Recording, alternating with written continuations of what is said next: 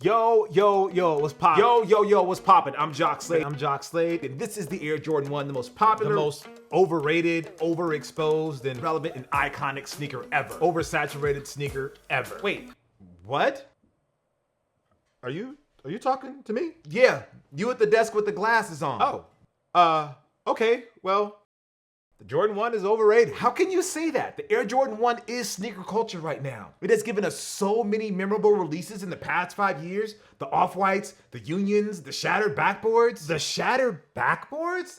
My man, that came out in 2015. The Off-Whites dropped in, 2017? Are you telling me that nothing new has come out in that time that is as cool, as important, or as popular? Nope.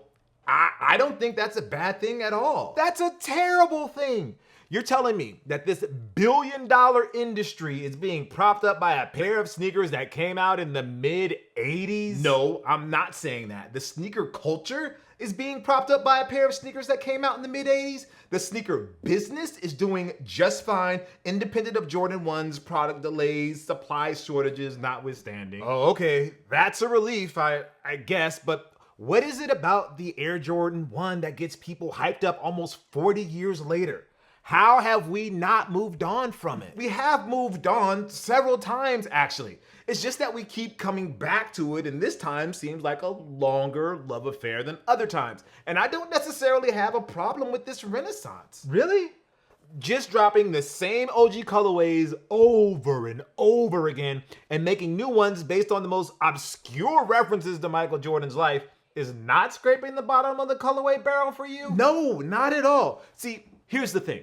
I don't get why a certain segment of the sneaker community is so quick to hate on the Air Jordan 1. Like, don't they realize that this was the shoe that kicked off sneaker culture as we know it? In 1985, the NBA banned MJ from wearing the shoe. Nike even made a commercial about it that was exciting, like, oh, I need these shoes that has Michael Jordan's name on it. It must be really cool if the NBA won't let him wear it. And that's when sneakers blew up, man. You had kids all around the world wearing Air Jordans, sticking their tongue out and acting like they could do reverse layups to avoid 3 defenders.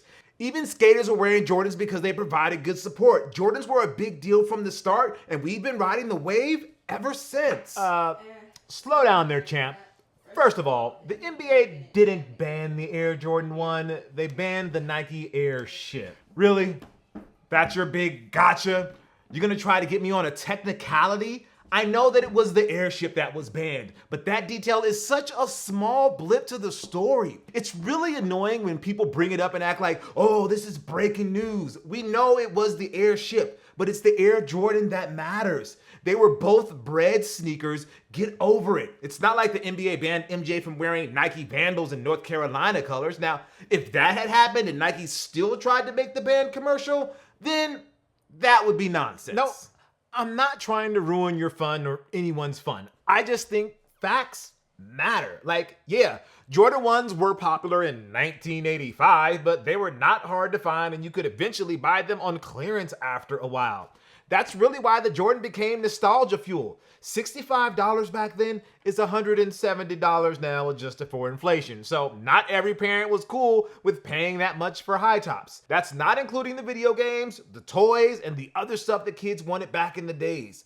Sneakers were not that high on the priority list, and kids were not as savvy when it came to trading and reselling as they are now.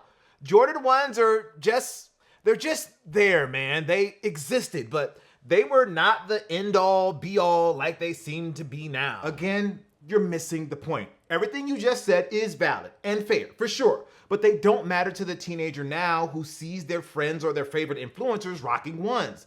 Back then, kids bragged about their uncle working at Nintendo and claiming they got the hookup to a Super Nintendo. If someone tried that stunt today, you could just Google their uncle's socials and find out they work at an Amazon warehouse and have access to the shipping list. History might matter to some kids who want to dive deeper and learn a little bit more about the history of the kicks they are rocking, but to the majority, it's the trend. And hey, if that's what they like, that's what they like. If they're not trying to act like OGs or front like they've been in the game forever, don't paint them as vultures. It can just be simple, you know? No, it can't just be that simple. Trends in sneakers last anywhere from a few months to maybe a year or two.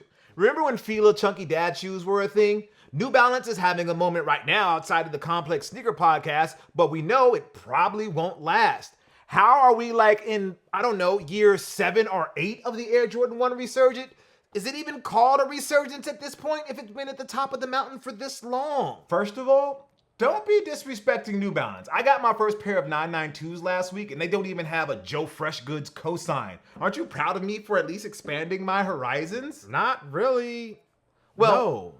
regardless, back to Jay's. If you want a deeper explanation besides, I think one of the Paul brothers wore a pair to match their PSA 10 Charizard chain, or J Balvin got a Jordan 1 collab and J Balvin is cool, therefore Jordan 1s must be cool, it's because they are easy. Not easy in the sense to buy, because clearly they are not, and even I have a problem with that. It's because they're easy to wear. The reality is that most people today couldn't tell you the difference between a Jordan 1, a Dunk, and an Air Force 1 if you put them on a table with the same color scheme. But what they do know is that an old school Nike is the popular thing to have at the moment, and it's something they must have to complete their fit. If they get an all-white pair of Air Forces, that's great. If it's basic black and white Dunks, that's fine too. If it's a Jordan 1 with the Nike Air and Wings logo, even better. But they are all the same to the kids who are just looking to fit in. Now, for those who actually can't tell the difference and know what an Air Jordan 1 looks like, they love it because there are so many colors to choose from. And from damn near all of them, they're versatile enough to be worn really with anything. Just the other day, I was getting my AirPods replaced at the Apple store because the left one started sounding like a blown subwoofer, and the employee who was helping me was wearing an Air Jordan 1 Craft. Red shirt, black pants, Jordan 1 Craft. It's not some mind-blowing fit or anything like that, but it makes sense and it gets the job done. There's a utility to them, a versatility, a certain je ne sais quoi that is hard to articulate, but once you see them, it just makes sense. I could see a whole wedding party rocking ones and you don't even blink twice at them. A dude that works at Walmart and has on a beat up pair of Royal Toe ones, it's not something to be shocked at anymore. Yeah, look, I understand. I guess I'm just looking at it from the perspective of someone who is in the sneaker culture and tracks the ins and out of it all. Like, why does it have to be Jordan 1s when there have been nearly 40 years in advancements? Why can't another pair of basketball shoes be that new standard, like a LeBron or a Kyrie or a Curry or a Harden? Jordan 3s and 4s and 11s are super popular too, but they aren't as ubiquitous as 1s. Kanye West left Nike and found pay dirt with Adidas, tapping into the trends of today with the chunky trainers and the sock-like sneakers. But even he has not yet jumped over the Jumpman per se. The buzz that a must-have Jordan 1 generates, like the Dior's, overshadows even the most hyped Yeezy drop. Well, I think that's kind of a you problem. Honestly, like, if you want to keep it in the realm of people who are aware of sneaker culture, then yeah, you might find it disturbing that nothing has replaced the ones. Personally, I would lay the blame on the sneaker brands themselves for not being able to design a sneaker that, as history has proven, is as timeless as the Air Jordan 1. LeBron James should have a sneaker as iconic as the Jordan 1. Instead, he has a particular colorway of a particular shoe that has sniffed the summit like the South Beach LeBron 8. You can't just lazily wear a LeBron 8 and wear them with any outfit you have and call it a day. The late Kobe Bryant was so laser focused on making the best on-court shoe that when he was spotted off the court in casual attire, he wore Jordans. Kevin Durant has basically declared the Air Jordan 1 Lows the best J's ever made. I don't think I've ever seen him wear his KD shoes off the court unless it was at a promotional event. Kanye West once said that you can't tell a black man not to wear Jordans. He makes his own shoe with Adidas. He could make the timeless sneakers that are on the level of Jordan 1s himself, but he has that much reverence for Jordans. Maybe the Yeezys he makes in time will become the Jordan 1s of the future generations of sneakerheads, both casual and hardcore, but we're not there yet. Man, the Yeezys becoming a nostalgia sneaker someday like the Jordan 1s are now? That's a crazy thing to think about.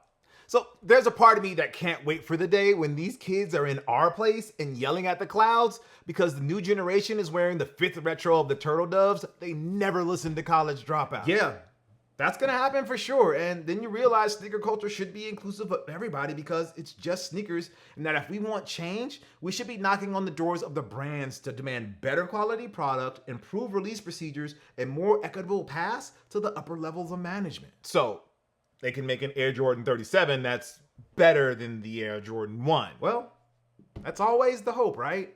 someone has to finally top Tinker Hatfield's design. Oh, but Tinker Hatfield didn't design the Air Jordan. Forget it.